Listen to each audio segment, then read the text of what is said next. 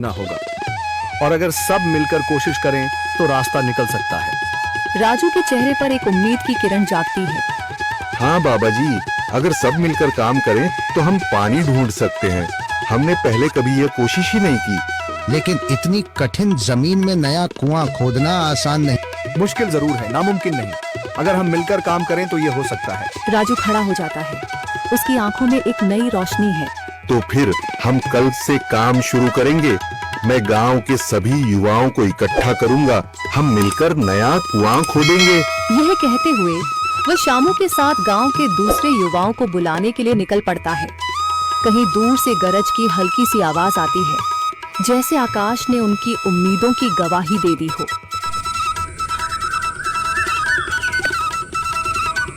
अगली सुबह राजू और शामू गांव के युवाओं को इकट्ठा करने निकल पड़े। चौधरी महेश की हवेली के सामने एक भीड़ जमा है। बाबा जी, संदरी, गांव के कुछ बुजुर्ग और किसान सभी मौजूद हैं।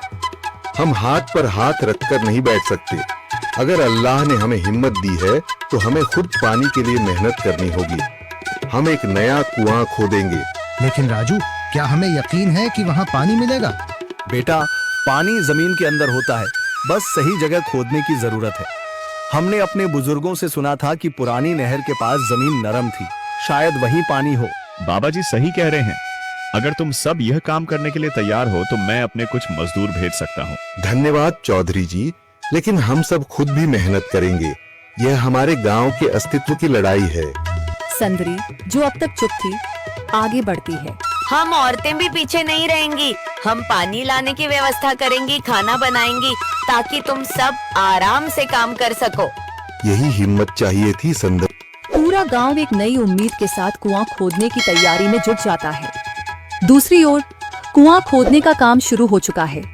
राजू, शामू और दूसरे युवा बेलचे चलाने लगते हैं। मिट्टी बाहर निकाली जाने लगती है। तेज गर्मी के बावजूद सब पूरी हिम्मत के साथ जुटे हुए हैं।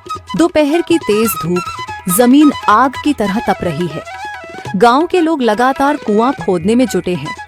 हाथ छिलने लगे हैं, माथे से पसीना बह रहा है, मगर किसी ने हार नहीं मानी। महिलाएं पानी और सत्तू लेकर आती हैं ताकि पुरुषों को कुछ राहत मिले। हमें और गहराई तक जाना होगा। अब तक सिर्फ सूखी मिट्टी और पत्थर ही निकल रहे हैं। राजू, यह बहुत कठिन काम है। अगर हमें पानी न मिला। अल्लाह मेहनत करने वालों को कभी निराश नहीं करता बेटा।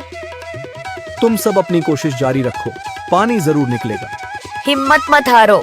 अगर अब रुक गए तो फिर कभी पानी नहीं मिलेगा। सभी फिर से जोश में आकर काम में जुट जाते हैं, मगर सूरज की तपिश बढ़ती जा रही है और कई लोगों की सांसें तेज चलने लगती हैं। तभी एक तरफ से रामलाल और उसके आदमी हंसते हुए आते हैं। अरे भाई, तुम्हें लगता है कि जमीन तुम पर रहम करेगी? हाँ हाँ, ना समझ लोग, ये सब बेकार की मेहनत है। रामलाल, हमारा हौसला मत तोड़ो। अगर तुम मदद नहीं कर सकते तो कम से कम मजाक भी मत उड़ाओ। मदद? हाँ, मैं अपने कुएं का पानी बेच सकता हूँ, मगर मुफ्त में नहीं दूंगा। राजू सब अनसुना कर फिर काम में लग जाता है। शाम होने लगती है, लेकिन अभी तक पानी का नामो निशान नहीं।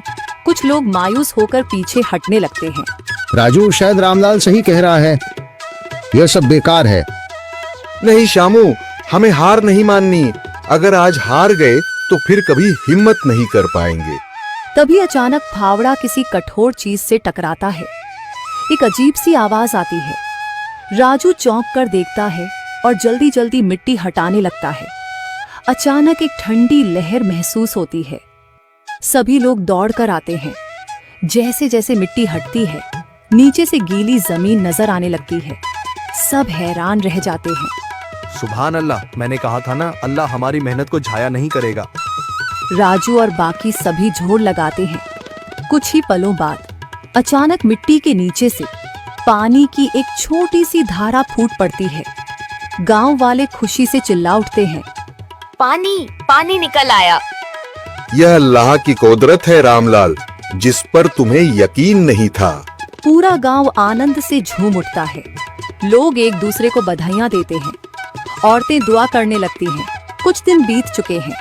गांव वाले नए कुएं से पानी भर रहे हैं, खेतों को सींच रहे हैं और जिंदगी फिर से पटरी पर लौट रही है। मगर रामलाल अब भी अपनी